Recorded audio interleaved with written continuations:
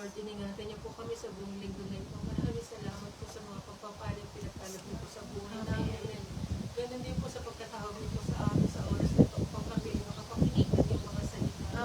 Panginoon, naniniwala kami na tinanggap niyo po ang aming pagpuli po. Naway patawarin niyo po kami sa lahat ng aming mga kasalanan. Hinihiling ko po, Panginoon, na buksan niyo po aming mga puso. Tulungan niyo po nawa kami na magkabusang ang lahat ng aming mga kasalanan mula sa aming puso at isipan. Panginoon, alisin niyo lahat ang karumihang ito in Jesus' name. Naway mag-ari kayo sa amin, nawangin niyo po na Espiritu Santo ang sumanguna sa amin sa gawain ito. Panginoon, wala kami magagawa kung wala kayo sa buhay namin. Hinihiling po namin sa iyo, Panginoon, sa iyong pangalan. Napanatilihin niyo po ang presensya dito sa lugar nito, Panginoon. Maramdaman namin kayo, Panginoon, habang pinapakinggan namin ang iyong mga salita. Naway ang mga salitang ito, Panginoon, magbigay sa amin ng kalakasan, katibayan sa aming pananampalataya. Panginoon, inihiling po namin, natulungan niyo po nawa kami na i-accept namin sa puso namin ang mga salitang aming matatanggap. Ito man, Panginoon, ay rebuke, ito man, Panginoon, ay pagpapala. Panginoon, tanggapin namin ito bilang yung mga salita na nagbibigay buhay, Panginoon. Amen. Naway samahan niyo po nawa kami, Panginoon, sa oras na ito. Tulungan niyo po kami magtagumpay sa gawain nito, Panginoon. Maraming salamat po. Ipinabalik na po namin sa iyong mataas na papuri. Pasasalamat in Jesus' name we pray. Amen.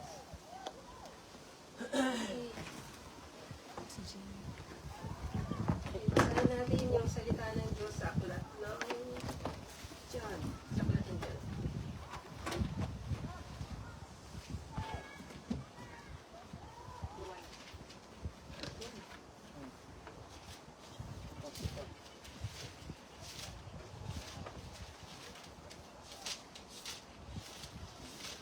Sa aklat ng John chapter 11 verse 27.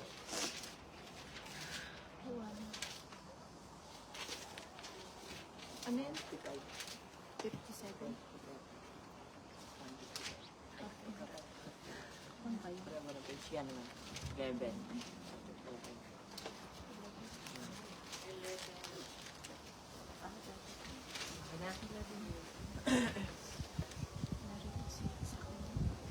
Okay na?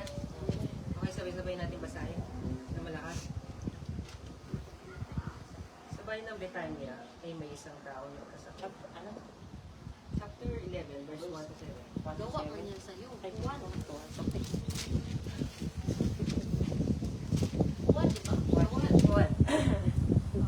Juan 11. Oh, 1. Pagkamatay nila sa Pagkamatay ni Lazaro. Okay na? Okay. may isang tao na ang alay Lazaro. Nakatira ito sa Betania kasama ng kanyang mga kapatid na sina Maria at Marta. Si Maria ang nagbuhos ng pabango at nagpunas ng kanyang buhos sa paa ng Panginoon. Na nagkasakit si Lazaro, kaya nagpasabi kay si Jesus ang kapatid, Panginoon, ang kaibigan mong minahal ay may sakit. Nang marinig ito, ay sinabi niya, hindi magwawakas sa kamatayan ang sakit na ito.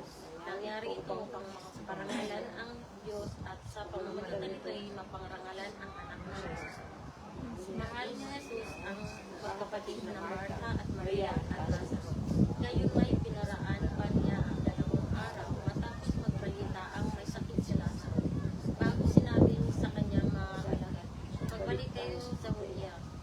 Rabi, sagot ng mga alagad, hindi po, ba't kailan lamang ay tinangka kayong pagbutihin ng review? Bakit kayo pupunta na naman doon? Sinabi ni Jesus, hindi ba may 12 oras maghapon? Hindi nagsisisod ang malakad bukas sapagkat nakikita niya ang ilaw ng sanlibutan ito.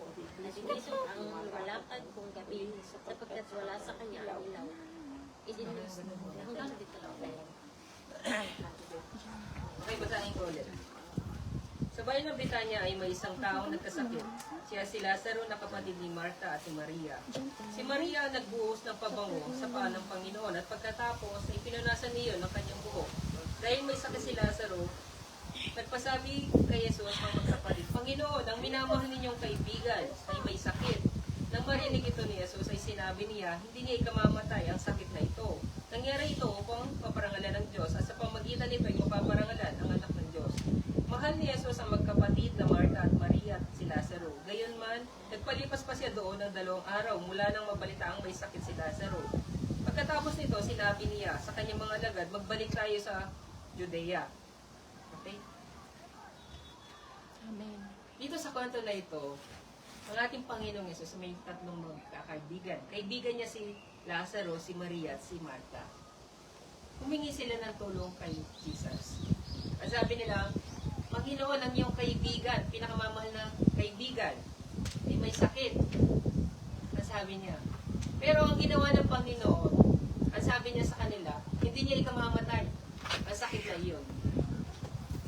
Biruin natin, ang Panginoong Yesus, sa dami ng mga taong binuhay niya, sa dami ng mga taong pinagaling niya, sa dami ng mga bulag na nagkaroon ng paningin, sa dami ng mga pilay na nakalakad. Pero ang sabi ng Panginoong Yesus, hindi niya iyon ikamamatay. Ang bahay nila is malapit lang sa Jerusalem. 3 kilometro lang ang layo. Ang sabi doon, nagpalipas pa siya ng 2 araw. Bakit kaya? Isipin natin bakit kaya hindi pa pinagaling ng ating Panginoong Yesus si Lazaro, gayong minamahal naman niya. Kahit sa isang salita lang, kaya niyang pagalingin yun. Katulad na lamang ng yung sa anak ni Jairo. Umiling siya na pagalingin ang kanyang anak. Pinagaling. Binuhay ang kanyang anak. Ganon din doon sa isang babae. Sabi niya, yung anak ko, sinasaliban ng masamang espiritu. Pinagaling din. Sa isang salita lang. Umuwi ka na, gagaling na ang iyong anak. Ngunit bakit si Lazaro hindi niya nagawang pagalingin? Hinintay pa na, mamatay si Lazaro. Nagpalipas pa siya ng 2 araw. Para kung titignan natin dito, ang Panginoong Yesus, under control niya ang lahat. Amen. Lumapit sa kanya si Marta at si Maria. Ibig sabihin, naniniwala sila na kaya niyang pagalingin yung karamdaman ng kanilang kapatid. Pero para sa Panginoong Yesus, under control. Alam niya ang lahat ng bagay. Tayo, nagnanais tayo sa bagay na iyon, pero ang Panginoon, nasa Kanya ang lahat. Nasa Kanyang kalooban. Alam niya ang lahat na mangyayari. Ang sagot na lang niya, hindi niya ikamamatay iyon. Pero ang naging sagot pa naman niya, para sa iyon, sa ikararangal ng Diyos. At sa pamagitan ng anak, mapaparangalan ang Diyos. Ibig sabihin nun, sa pamamagitan ni Lazaro, may higit pa na plano ang Diyos para sa mga kahilingan natin. Ganito lang ang kahilingan natin, pero ang Panginoon, malaki ang kanyang kalooban para sa inyo. Amen. Maliit lang hiningi natin, mas malaki ang ibibigay sa atin ng Panginoon. Amen. Pero ang sasabihin ng Panginoon sa atin, under control ko yan. Nagpalipas pa siya ng 2 araw. Pwede naman niya sabihin, umuwi na kayo, gagaling na si Lazaro. Hindi niya ginawa iyon. Pinaghintay pa sila ng 2 araw. Hindi lang 2 araw ang pinaghintay. 4 na araw na palang namatay si Lazaro. 4 days na namatay si Lazaro, hinintay pa niya mamatay si Lazaro. Hindi pa niya binuhay agad-agad. Hindi pa niya pinagaling, hinintay pa niya mamatay iyon. Kasi nga gusto ng Panginoon na sa pamagitan ng mga sitwasyon natin sa buhay, mapaparangalan natin ang ating Panginoon. Sa buhay natin, sa mga pangangailangan natin. Minsan may mga kahilingan tayo, di ba? Pero, ang tanong ko sa inyo, nandun ba ang Panginoon? Halimbawa, hindi na lang mga babae, gusto nyo mamingwit, bumili ng mga pamingwit, andun ba ang Panginoon? Isipin nyo, andun ba ang Panginoon? Lord, humihiling ako, bigyan mo ako ng isang mga bagay, ng mga equipment na pamamingwit. Nandun ba ang Panginoon? Mapaparangalan mo ba ang Panginoon? Sa pamagitan ng paghiling mo sa bagay na iyon. Ibig sabihin ng Panginoon, na sinabi niya na, mapaparangalan ang anak ng Diyos, ibig sabihin, lahat ng kahilingan niyo may benefits. Hindi lang ikaw ang bibigyan ng Panginoon, bibigyan mo rin ako ng parangal. Mapaparangalan mo ba siya sa pamingwit? Hindi. Ang gusto ng Panginoon, humiling ka sa Kanya ng isang bagay na kung saan mabibigyan mo siya ng parangal. Give and take kayo ng ating Panginoon. Hindi ka lang take ng take. kundi ibigay mo rin sa Panginoon ang parangal na iyon. Amen. Kaya isipin mo mabuti, ang kahilingan mo, yan ba'y magdudulot ng parangal sa Panginoon o yan ba'y kagustuhan mo lamang? Para sa Panginoon, 2 araw, nagpalipas pa siya ng 2 araw kasi nga alam niya sa pamagitan ni si Lazaro, mapaparangalan siya. Ang mga tao is mananampalataya. Amen. Mas malaki ang ibibigay niya kaysa sa hinihingi ninyo. Ang nais ng Panginoon, malaking pagpaparangal. Isipin niyo mabuti, sa lahat ng hiniling ninyo, sa lahat ng ibinigay sa inyo ng Panginoon, pinatotohanan niyo ba yun sa tao? Nakatanggap ako ng ganitong bagay. Pinatotohanan niyo ba sa ibang tao? Hindi. Pinarangalan niyo ba ang Panginoon? Hindi. Kasi, sa pansarili niyo lang yan. Pero ang gusto ng Panginoon, kapag binigyan ka niya, pararangalan mo siya. Yun ang gusto ng Panginoon. Pumiling ka sa Kanya, pero isipin mo rin mabuti kung mapaparangalan mo siya. Hindi ka lang basta hihiling sa Panginoon. Kinakailangan, kilala mo kung sino ang hinihingan mo. Dahil ang Diyos, ang nais niya is pagpaparangal. Ang tao, nais niya, ang gusto niya lang. Pero ang Diyos, ang nais niya, parangalan natin siya. Sa bawat paghiling natin sa Panginoon, andun yung pagpaparangal natin. Amen. Kaya nga, ang gusto ng Panginoon, sa bawat paghiling natin, isipin natin mabuti. Yan ba, kasama natin ang Panginoon sa ating kahilingan? Lord, gusto kong magkaroon ng sasakyan. Gusto kong gamitin ito sa pag-evangelize. Gusto kong gamitin yung sasakyan nito para masundo ko lahat ng mga miyembro. Yun, kasama ang Panginoon dun. Kasi gagamitin mo yun para sa Panginoon. Pagpaparangalan yun sa Panginoon. Pero sabi mo, Lord, bigyan mo ako ng ganito. Sa pansarili yan. Kung wala ang Panginoon, hindi mo napaparangalan ang Panginoon sa mga kahilingan mo. Yan ay hilig lang ng laman. Kagustuhan lang ng laman natin yan.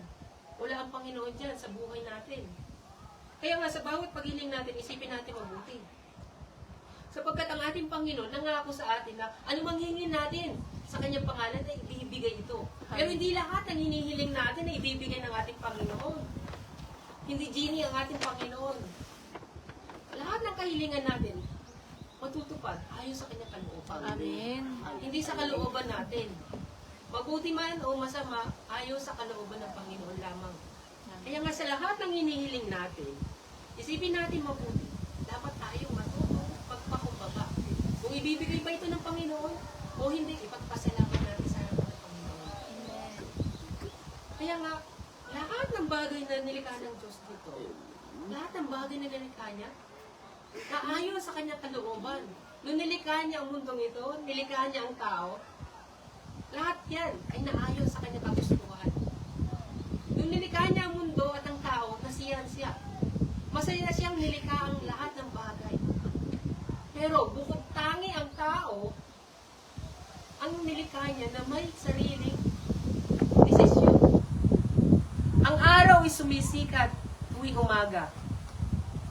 Kumikilos ang lahat ng bagay ayon sa kagustuhan ng Panginoon. Pero bakit ang tao kumikilos siya sa sarili niya lang? Nilikha siya ng Diyos pero hindi siya sumusunod sa Panginoon. Yung buwan, sumisikat tuwing gabi. Lahat yan ay kumikilos ayon sa kanilang ipinagkaloob sa kanila. Tayo. Nilikha tayo pero mas pinili pa natin mabuhay sa sarili natin. Kaya nga ang tao, napakarami niyang kagustuhan, napakarami niyang hinihingi sa Panginoon kasi hindi natatapos ang kanyang kalayawan. Ang Panginoon, ibinigay na niya ang lahat ng bagay pero hindi pa rin sumapat sa kanila. Ang sabi niya, huwag mong kahinin ang pinagbabawal na buong kayo, pero sa babae, napakaganda, parang namamangha siya sa bunga. Kaya nga, na-attract siya na kainin ang pinagbabawal na bunga. Ang sabi ng Diablo, kay Eva, diba, ipinagbabawal lang yung kainin niyan? Opo, pinagbabawal yan kasi nga, kapag kinain namin yan, mamamatay kami. Hindi, sabi lang ng Diyos yan, mamamatay kayo. Kasi kapag kinain niyo yan, magkakaroon kayo ng karunungan sa mabuti at masama. Magiging katulad kayo ng Diyos. Kaya nga si Eva, kinain niya yung ipinagbabawal na bungang kahoy. Kasi nga sa paghangat niya na mamuhay sa sarili niya lang. Ibinigay na ng Diyos ang lahat ng kailangan natin, pero nag-aangad pa rin siya. Ibig sabihin, wala siyang pananampalataya sa Diyos.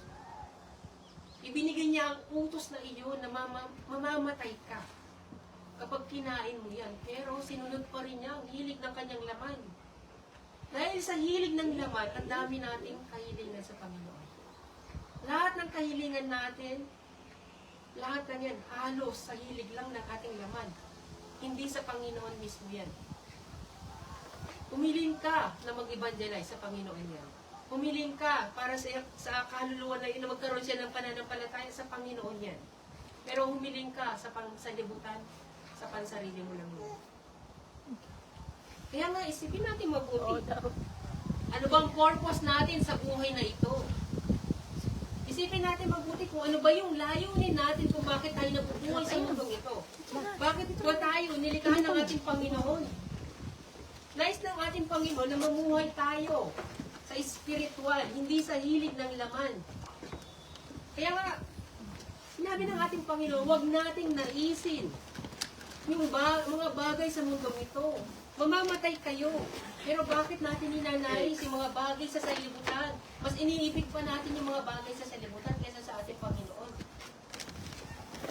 Huwag nating mahalin yung mga bagay sa salibutan ito. Isipin natin mabuti. Mamamatay kayo kung kayo ay mamumuhay sa hilig ng laman. Dapat kayo mamuhay sa Espiritu. Ang Espiritu mismo ang magbibigay sa inyo ng gabay para kayo ay makapamuhay ng maayos sa espiritual. Walang makakapamuhay na maayos sa pananampalataya kung wala sa Kanya ang banal na Espiritu Santo. Ang magiging buhay niya lang, mamuhay siya ayon sa hilig ng laman. Kaya nga, naisin ninyo na kayo ay mapuspos ng Espiritu Santo. Kasi nga, ang namumuhay sa hilig ng laman ay laban sa Espiritu. At ang namumuhay naman sa Espiritu ay laban sa hilig ng laman. Ang dalawang yan ay naglalaban. Hindi magkasundo ang hilig ng laman at ang Espiritu Santo. Ikaw ay nasa gitna lang. Hinihila ka magkabilaan. Ano ang papakinggan mo? Hilig ng laman o ang Espiritu Santo? Madalas ang pinipili natin doon sa hilig ng laman. Kahit alam natin na mali, sinabi na ng Panginoon, huwag kang mamuhay sa hilig ng laman. Huwag mong naisin ang mundong ito. Huwag mong naisin ang mga bagay sa salibutan, mamamatay ka. Pero sinusunod pa natin yung hilig ng laman katulad ni Eva. Sabi ng Panginoon, mamamatay tayo. Hindi lang physical, kundi spiritual, mamamatay tayo. Mapupunta tayo ng impyerno kung hangarin natin yung mga bagay sa salibutan. Para saan yung ating buhay ngayon? Para saan pa kung paano tayo nilikha ng ating Panginoon? Isipin natin kung ano bang purpose ng ating buhay, kung paano yung araw isumisikat sa umaga. Tayo, umabangon tayo sa bawat umaga. Anong purpose nun? Parangalan mo ang Panginoon. Yan ang purpose natin kung bakit pa tayo nananatiling buhay. Pinapanatili yung hininga natin upang tayo magsisi sa ating mga kasalanan. Binibigyan tayo ng pagkakataon na magsisi sa lahat ng ating mga pagkakasala. Hindi para tayo mamuhay lang sa hiling ng laman. Dahil mapupunta kayo ng impyerno. Sa impyerno, walang hanggang kamatayan, walang hanggang pagpaparusa. Doon wala na ang Panginoon. Wala nang dasal sa impyerno. Wala nang dugo ng ating Panginoong Jesucristo sa impyerno. Lahat ng hilig natin dito sa mundong ito, pansamantala lang. Pansamantala na ibinibigay ng demonyo ang kasiyahang ito. Pero, ang nais ng Panginoon ay ibigay sa inyo ang kapayapaan, panghabang buhay doon sa langit. Ipinagkaloob na sa inyo ang kaharian ng langit, pero pansalibutan hindi tinatanggap ang Espiritu Santo. Hindi nila pinaniniwalaan ang banal na Espiritu Santo. Kasi ayaw nilang talikuran ang mga bagay sa salibutang ito. Dapat natin talikuran ng mga bagay sa salibutan, magtiwala tayo sa ating Panginoon. Isipin natin mabuti, ang lahat ng bagay sa mundong ito, maglalaho. Kung paano ang ating Panginoong Yesus, binuhay si Lazaro, namatay din siya. Alam ng Panginoon na kahit buhay na si Lazaro, darating ang araw mamamatay din siya. Kahit anong hilingin natin sa Panginoon, darating ang araw, lahat ng yan ay maglalaho pa rin. Humiling ka ng rep, darating ang araw maglalaho yan, masisira. Humiling ka ng bahay, darating araw, iiwan mo yan at mamamatay ka rin naman. Humiling ka ng mabuhay ang iyong pamilya, ang iyong mga magulang, darating araw, mamamatay pa rin sila. Ang nais ng Panginoon, maunawaan mo mabuti na lahat ng bagay sa mundo mo ay maglalaho.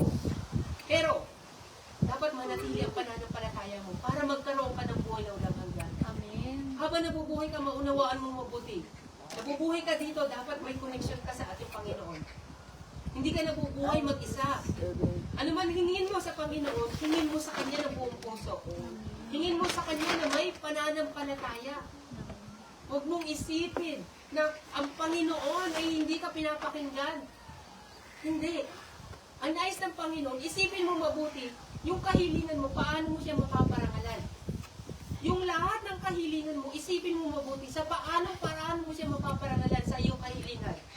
Tanungin ka ng Panginoon. Sige, humiling ka ng lahat ng gusto mo. Sa lahat ng yan, mabibigyan mo ba ako ng parangal? O sarili mo lang kagustuhan yan o kasiyahan lang. Katulad ng isang bata, binigyan mo siya ng pagkain. Pag nabigyan mo na siya, maglalaro na siya mag-isa. Makikipaglaro ba sa iyong anak mo? Hindi. Mag-isa siya maglalaro. Iiwanan ka ng anak mo, maglalaro siya sa mga kalaro niya lang. Ganyan tayo. Kapag nahingi na natin ang mga kahilingan natin, mag-isa na tayo. Hindi na natin naalala ang Panginoon, hindi na natin naalala na magpasalamat sa Panginoon. Sa konting pasasalamat lang, Lord, salamat po. Tinulungan ako ng ibang tao. Lord, salamat po. Binigyan niyo kami ng katulungan. Lord, salamat po. Ipinagkalap ko po sa amin na kahit na konting kulang lang. Hindi natin naalala pasalamatan ng ating Panginoon. Pero kapag may problema tayo, naalala natin ang ating Panginoon.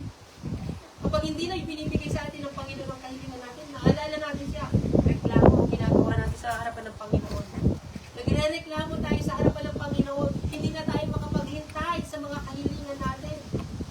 Lord, asan na yung kahilingan ko? Ibigay mo na. Hindi pa ibinibigay ng Panginoon kasi nga, mas malaki yung plano ng Panginoon para sa iyo. Masigit pa sa lahat ng hinihiling mo ang kayang ibigay ng Panginoon.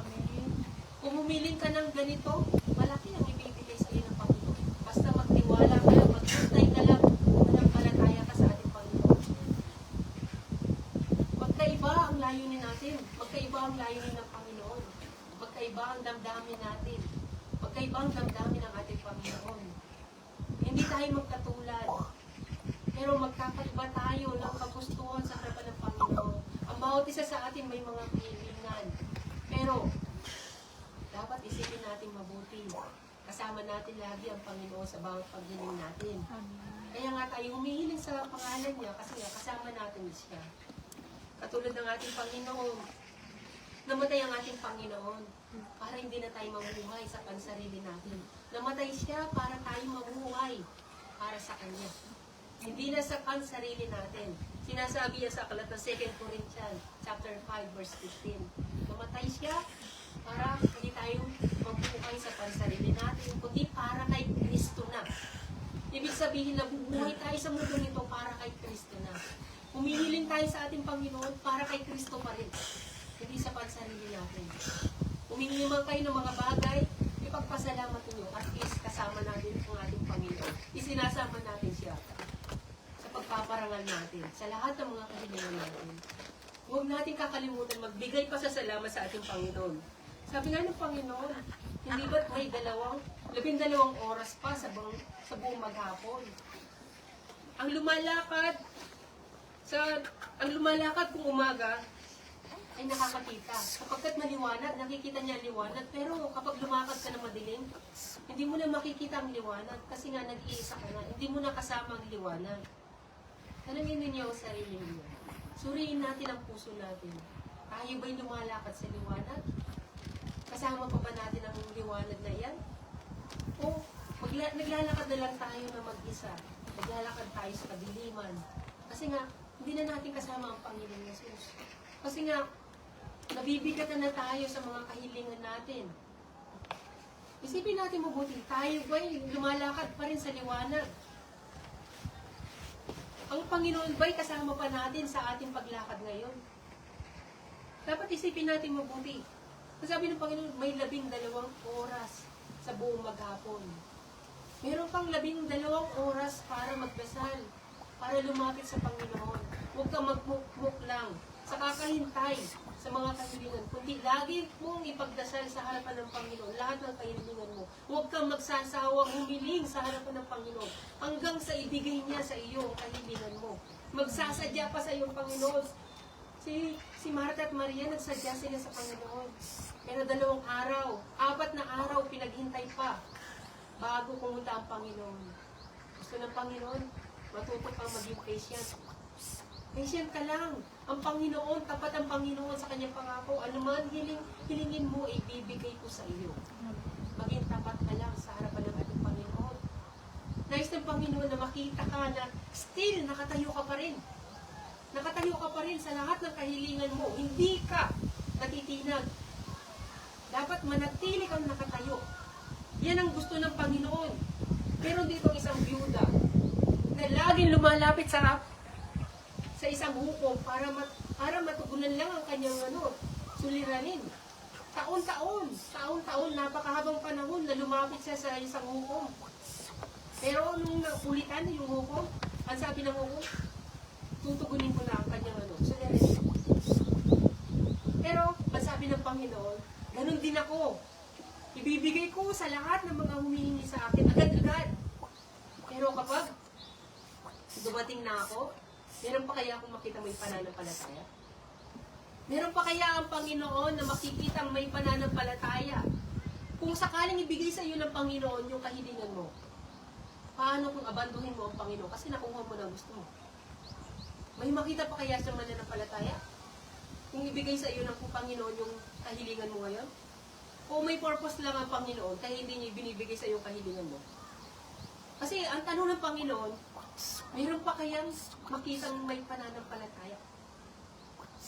Makitaan ka kaya ng pananampalataya ng Panginoon kapag naibigay na sa iyo ang kagustuhan mo? O mag-isa ka na lang na tinatamasa mo yung ibinigay sa iyo ng Panginoon? Ang sabi ng Panginoon, mabilis kong ibibigay ang kahilingan mo. Pero, makitaan ka kaya ng Panginoon ng pananampalataya? O balik na rin natin. Paano kung hindi agad ibigay sa iyo ng Panginoon ang kahilingan mo? Makitaan ka pa kaya ng pananampalataya? Sa huling araw, ang nais ng Panginoon, makita na may pananampalataya ka. Yun ang nais ng Panginoon, na makitaan ka ng pananampalataya. Pero dahil sa mga kahilingan natin, nagiging malamig tayo sa harapan ng ating Panginoon. Nais ng Panginoon na still manampalataya tayo. Ibigay man yan o hindi, manampalataya tayo sa harapan ng ating Panginoon. Upang sa pagdating niya, magkaroon tayo ng buhay na walang hanggan. Dahil ang layunin ng Panginoon ay buhay na walang hanggan. Bigyan ka ng buhay na walang hanggan. Pero ang layunin ng tao, mga bagay, dito lang sa mundo nito. Pero ang Panginoon, magkaiba ang layunin ng ating Panginoon sa layunin ng tao. Ang layunin niya, iligtas tayo sa kapahamakan sa impyerno. Ang layunin niya, hindi ang mundong ito ang naisin natin, kundi naisin natin ang buhay na walang hanggan doon sa karina ng langit. Sapagkat ipinagkaloob na ito sa atin. Kaya isipin natin mabuti habang nabubuhay tayo dito. Ano ba ang mahalaga sa inyong buhay? Ano ba ang layunin ninyo? Ano ba ang purpose ninyo? Ano ba ang mga plano ninyo sa buhay ninyo? Ano bang ninanais ninyo sa mundong ito? Nais niyo ba magkaroon ng buhay na walang hanggan? Nais niyo ba na maparangalan ng Panginoon? Sa dami ng mga plano natin sa buhay, napepending na yung layunin natin para sa pagpaparangal sa Panginoon. Ang dami na nating mga suliranin, ang dami na nating mga kahilingan.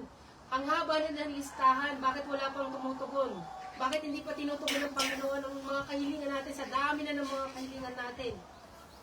Isa lang gusto ng Panginoon, manatili ka nakatayo. Kasi nga, gusto ng mga Panginoon, kapag dumating na ako, hindi ko man ibigay lahat ng kahilingan mo, magkakaroon ka pa rin ng buhay ng walang hanggan. Sapagkat yun ang pinakamahalaga sa lahat. Kasi nga, pinapahalaga ng Panginoon ng bawat kaluluwa ng bawat isa sa atin. Lahat ng bagay sa mundong ito is maglalaho. Lahat ng yan ay mawawala. Pero yung kaluluwa natin, hindi natin alam kung kailan tayo mamamatay, kung saan tayo mapupunta. Sa langit man yan o sa impyerno. Hindi natin alam kung saan tayo mapupunta. Pag tayo ay namatay. Kaya dapat maging handa tayo sa ating kaluluwa. Maging handa tayo sa pagparito ng ating Panginoon. Isipin natin, mamuhay tayo na makaspiritual. Mamuhay tayo ayon sa salita ng Diyos.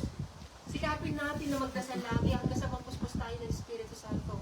Sapagkat ang Espiritu Santo ang siyang tutulong sa atin kung paano tayo mamumuhay ayon sa salita ng Diyos. Pagbasa tayo ng Biblia para mas maunawaan natin kung ano nga bang kalooban ng ating Panginoon. Huwag natin kakaligtaan na magpasalamat sa ating Panginoon sa lahat ng biyayang natatanggap natin sa buhay natin. Lagi nating aalalahanin yung mga kagandahan loob ng ating Panginoon, ng ating Panginoong Jesus. Tapat siya para sa atin. Ibibigay niya. Alam niya kapag kailangan natin ipagkakalubit yung para sa atin. Pero ang Panginoon, ang nais niya magkaroon tayo ng relationship. The more na binibigay sa atin ng Panginoon, the more na lumapit tayo sa Kanya. The more na kulitin natin siya, katulad ng isang byuda. Nakulitan siya hanggang sa ibigay yung kahilingan niya. Ulitin natin ang ating Panginoon ng paulit-ulit. Huwag tayong magsasawang lumapit sa Panginoon. Ang Panginoon ay nandyan lang. Mas malaki ang plano niya para sa atin. Mas malaki ang layunin niya para sa ating lahat. Nais ng Panginoon na ang bawat isa sa atin ay magkaroon ng kaligtasan sapagkat ang ating Panginoon ay namatay na para sa atin. Namatay na siya, pinalaya na tayo sa lahat ng hilig ng laman na ito. Pinalaya na tayo sa kasalanan, ipinagkaloob sa atin ang panibagong buhay. Ibinigay na sa inyo ang kaharian ng langit. Dapat pahalagan natin ito. Habang nabubuhay tayo, huwag natin sayangin ang buhay natin. Huwag natin sayangin sa mga bagay sa mundong ito. Pagsisihan natin lagi ang ating mga kasalanan. Nang sa gayon, magkaroon tayo ng kapayapaan sa puso natin. Hangarin natin ang Banal na Espiritu Santo sa buhay natin. Tulungan natin ang ating sarili. Manalangin tayo lagi. Yan lang ang paraan natin upang tayo magkaroon ng kapayapaan sa puso natin. Ang pagdarasal lang ang kailangan natin. Sapagkat sa pamamagitan ng pagdarasal, tutugunin tayo ng ating Panginoon sa lahat ng ating mga kahilingan. Yan lang ang paraan natin upang tayo ay mabigyan ng katugunan. Ipagdasal natin lahat ng bagay na mga bagay na gusto natin sa harapan ng ating Panginoon. Lahat naman ay maaari nating hingin sa harapan ng ating Panginoon. Pero matuto lang tayo maghintay sa lahat ng mga kahilingan natin. Ang lahat ng mga bagay sa mundong ito, isipin natin, lagi, ito'y walang kabuluhan. Ginagamit lamang natin ito sa pang-araw-araw nating pamumuhay. Ginagamit lamang ito, binigay lang ito sa atin ng Panginoon bilang pahiram upang magkaroon tayo ng mga bagay na supply. Kaya nga, sa ating pamumuhay, dapat isabuhay natin lahat ng salita na ating naririnig patungkol sa salita ng Diyos. Magkaroon tayo ng gabay sa paglakad sa harapan ng Panginoon. Huwag tayong lumakad sa kadiliman. Lumakad tayo na kasama natin ang ating Panginoon. Amen. Lumakad tayo na may pananampalataya sa harapan ng ating Panginoon. Magtiwala lang tayo sa ating Panginoon. Ang tanging hangarin natin, yung lubusan nating maranasan ng ating Panginoong Jesucristo. Makibahagi tayo sa paghihirap ng ating Panginoon. Makibahagi tayo sa kahirapan na dinanas niya. Matuto tayong makibahagi sa paghihirap. Ang Panginoong Jesucristo, naghirap siya mag-isa para akuin ang ating mga kasalanan. Dapat din tayo makibahagi sa mga paghihirap na dinaranas niya. Ang Panginoon, naghihirap siya kapag may isang kaluluwa na punta sa impyerno. Tayo, naghihirap lang tayo sa mga bagay na maliit. Dapat tayo makibahagi sa mga paghihirap na dinaranas ng ating Panginoon. Mas nahihirapan ang damdamin ng ating Panginoon kapag tayo malayo sa Kanya. Mas masakit para sa Kanya kung ikaw ay lalayo. Kaya nga, dapat kang lumapit sa Panginoon upang kayo ay maging isa. Makiisa ka sa ating Panginoon. Sabi ng Panginoon sa Pilipos, chapter 3, verse 10 to 11. Ang tanging hangarin ko ngayon ay lubusang makilala ko si Kristo. Maranasan ang kapangyarihan ng kanyang muling pagkabuhay. Muling pagkabuhay. Mararanasan niyo ang muling pagkabuhay kung kasama ninyo ang ating Panginoon. Amen. Kaya nga sabi niya, makibahagi sa kanyang paghihirap at maging katulad niya sa kanyang kamatayan upang ako man ay muling buhayin sa huling araw. Kapatid, hindi pa tayo dumaranas sa pag-aalin ng dugo. Sabi ng Panginoon, hindi pa kayo dumaranas sa pag-aalin ng dugo. Kakaunti pa lang ang dinaranas niyo. Hindi pa tayo lumalakad sa pag-aalay ng dugo. Nasa paghihirap pa lang tayo, kaya makibahagi tayo sa paghihirap ng ating Panginoon. Yung mga bagay na ito, pagsubok pa lang ito para sa atin. Hindi pa tayo dumaranas sa mga pagpugot ng ulo. Hindi pa tayo dumaranas sa mga paghagupit ng mga tao, pag-uusik o papatayin tayo. Wala dyan. Malaya tayong namumuhay spiritual. Malaya tayong namumuhay nakakalapit sa Panginoon. Hindi katulad sa ibang bansa, pinapatay sila, pinupugutan sila ng ulo. Tayo, malaya tayo. Malaya ka makapagdasal sa Panginoon. Problema lang yan. Kaya huwag mong ikalungkot yan. Ang sabi ng Panginoon, hindi mo yan ikamamatay. Nangyari yan para maparangalan ng Diyos. Nangyari yan para maparangalan ang Diyos sa pamagitan ng anak. Kaya isipin mo mabuti, kung wala pa ang iyong mga kahilingan, isipin mo, maghihintay ako kasi nga, ito sa pamagitan ng kahilingan kong ito, mapaparangalan ng anak. Amen. Isipin niyo mabuti. Napakasarap sa Panginoon kung siya ay pinaparangalan niya. Dahil yan ang purpose natin kung bakit tayo nabubuhay. Yan ang purpose kung bakit tayo nilikha ng Panginoon. Yung maparangalan ng ating Panginoon. Dapat alam natin yung layunin natin sa buhay natin. Hindi lamang sa pansarili natin, kundi para sa Panginoon mismo. Dapat natin maranasan yung paghihirap na iyon.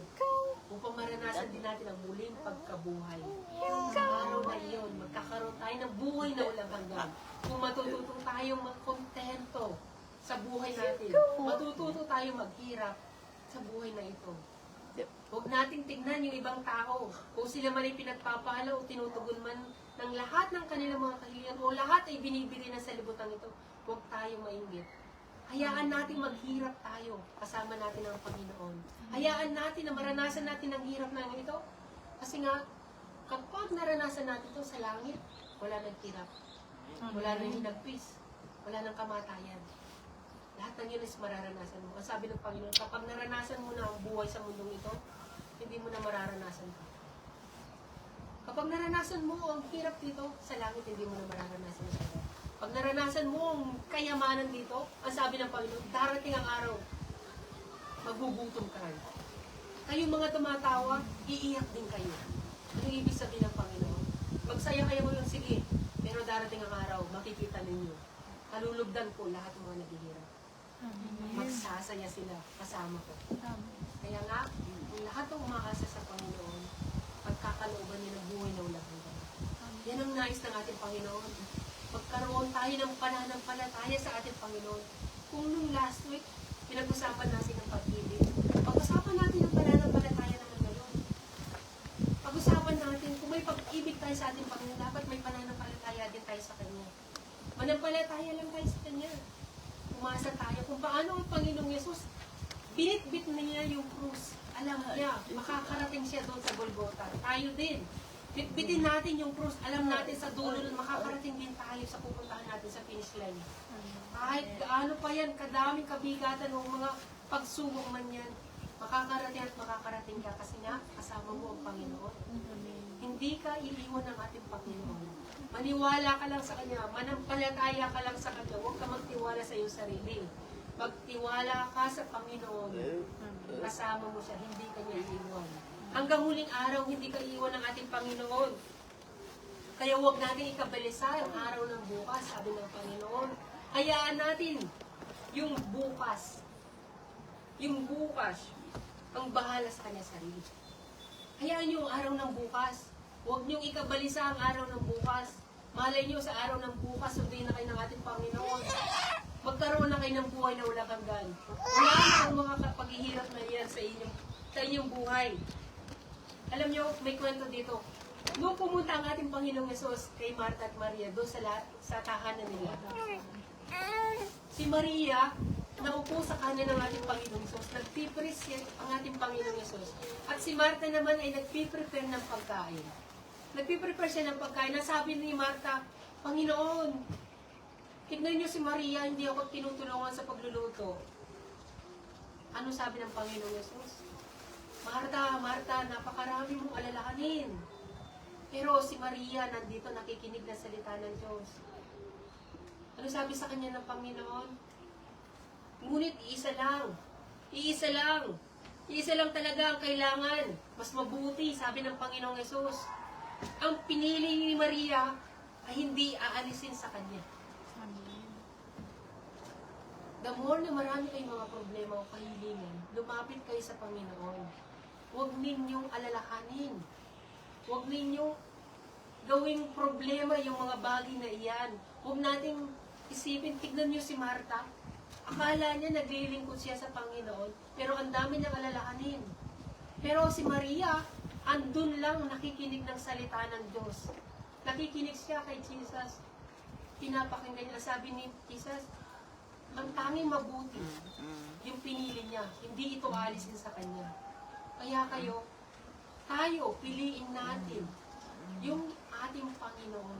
Piliin natin ang banal na Espiritu Santo nang sa gayon hindi alisin sa atin yung karapatan na buhay na walang hanggan. Amen. Kapag nasa atin ang Espiritu Santo, magkakaroon kayo ng buhay na walang hanggan. Magkakaroon kayo ng kapayapaan. Masabi nga sa Biblia, ang namumuhay sa hilig na naman, may kamatayan. Ngunit ang namumuhay sa Espiritu, may buhay at kapayapaan. Kaya nga, si Maria, payapa siyang nakikinig ng salita ng Diyos. Habang si Marta, alalang-alala sa mga ginagawa niya. Kaya nga, huwag tayo mag-alala, magtiwala tayo sa ating Panginoon, manampalataya tayo. Nasa huling araw na tayo ngayon.